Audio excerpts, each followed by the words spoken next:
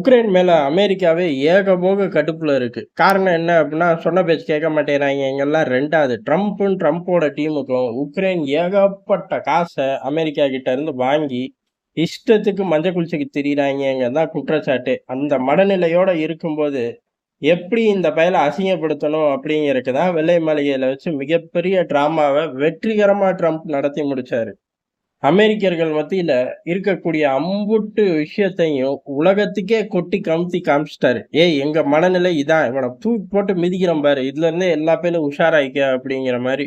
அது ஒட்டுமொத்தமா அவருக்கான மைலேஜா அந்த இடத்துல எடுத்தார்கள்.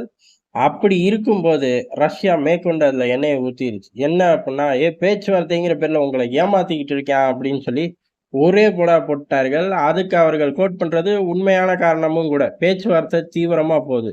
அப்படி தீவிரமா போம்போது, இதுவரையும் பேச்சுவார்த்தையில பிடி குடுக்காத மாரி நடிச்சுக்கிட்டு திரிஞ்ச செலன்ஸ்கி, இப்ப வந்து 30 நாள் போர் நிறுத்தத்துக்கு ஒத்துக்கிறேன் அப்படின்னு சொல்றாரு. அப்படி சொல்லக்கூடிய காலகட்டத்துல ஏறக்குறைய 300 ஆளில்லா விமானத்த ரஷ்யாவுக்குள்ள அனுப்ப வேண்டிய கட்டாயம் அப்படிங்கிறது ஒண்ணுமே இல்லையே! யுத்தம் நடத்தக்கூடிய 1 டசன் லொகேஷன்கள் உக்ரைனுக்குள்ளேயே இருக்கு. அத நோக்கி அனுப்பியிருந்தா, இதுல ஒரு அர்த்தம் இருக்கு. ஆனா ரஷ்யாவ நோக்கி அனுப்பல்ல. எந்த ஒரு அர்த்தமும் கிடையாது. அட்லீஸ்ட் மைலேஜ் இருக்கான்னு கேட்டா, அந்த கருமம் தான் இல்லவே இல்லையே! அப்படி இருக்கும்போது செய்யறக்கான ஒரே காரணம் என்ன? ஃபர்ஸ்ட்ல இருந்து செய்யக்கூடிய கூத்து கோமாளித்தனத்த நான் கடைசி வரையும் செய்வேன்னு எடுத்துக்கலாம்.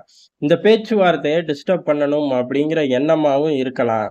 இல்ல பேச்சுவார்த்தையே ஒரு சாக்கா வச்சுக்கிட்டு ஏன்னா இப்ப ரஷ்யா பெரும் பதிலடிய குடுக்கும் வழக்கம் போலவே. இப்ப பேச்சுவார்த்தையில உட்கார்ந்திருக்கும்போது எப்பேர்ப்பட்ட பதிலடி குடுப்பார்கள் தெரியல.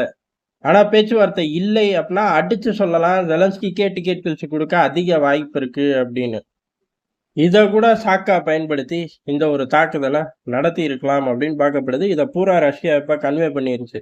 அமெரிக்காவ பொறுத்தவரையும் அவர்கள் ஜெலன்ஸ்கியோட 30 நாள் தியரிய அவர்களும் மறுக்கிறார்கள். ரஷ்யா மறுத்த அறிக்கையே வெளியிட்டு போயிருச்சு. போங்கடா லூசு பயலுகளா அப்படின்னு. அமெரிக்காவ பொறுத்தவரை நிரந்தர தீர்வு தான் ட்ரம்போட மனநிலை. அத விட்டுட்டு நடுவுல ஒரு தீர்வு அப்படிங்கிறது ட்ரம்போட மனநிலையே கிடையாது அப்படிங்கிறத வெள்ளை மாளிகையே அடிச்சு சொல்லிருச்சு. அது மட்டும் கிடையாது. ஜெலன்ஸ்கிக்கான இடம் என்ன அப்படிங்கிறதையும் நாங்க உலகுக்கே காட்டிட்டோம் அப்படின்ட்டாய்ங்க. ஏன் அப்படின்னா, ஜெலன்ஸ்கி திருப்பி வெள்ளை மாளிகைக்கு வர துடிக்கிறாராமா. எதுக்கு? அமைதி ஒப்பந்தம் கையெழுத்து போட. அதத்தான் ரூபியோ அன்னைக்கே போட்டு உடைச்சுட்டாரு. "ஏய் நீ இங்க வரவே வேண்டாம்" அப்படின்னு தான் நாங்க சொன்னோம். அவரு தான் "இங்க வரேன், கிழிக்கிறேன்" அப்படின்னு கடைசியில கிழிச்சுட்டாரு அப்படின்னு சொல்லி அன்னைக்கே அவர் உடைச்சு விட்டு போனாரு.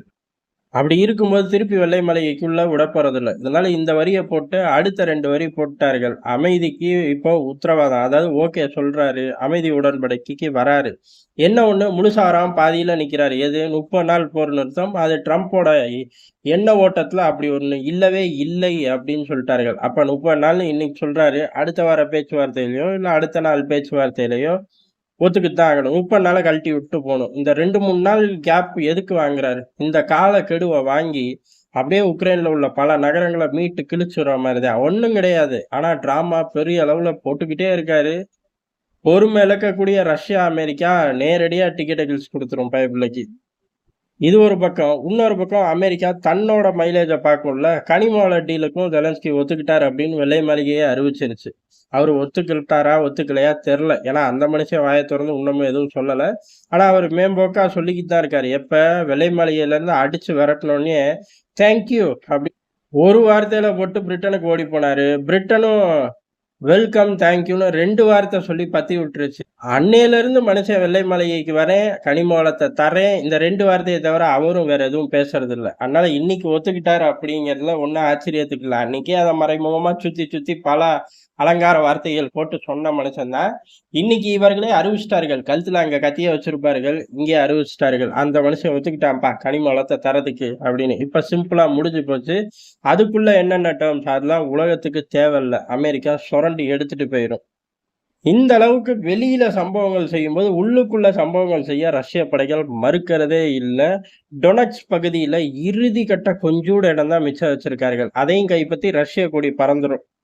அதோட இந்த 4 பிராந்தியங்கள் டோட்டலா கழட்டி விடப்படும் அப்படின்னு ரஷ்யா சார்புல சொல்லப்படுது. கழட்டி விட்டு பஃபர் ஜோன மட்டும் தான் பஃபர் ஜோன்னு இவர்கள் பிடிச்சு வச்சிருக்க பகுதியிலிருந்து எத எத விட்டு குடுக்கறது, அத மட்டும் தான் பேச்சுவார்த்தை. இவ்வளவு காலம் எப்படி இருந்துச்சு, இந்த 4 பிராந்தியங்கள் பஃபர் ஜோன்லாம் விட்டுருவோம்.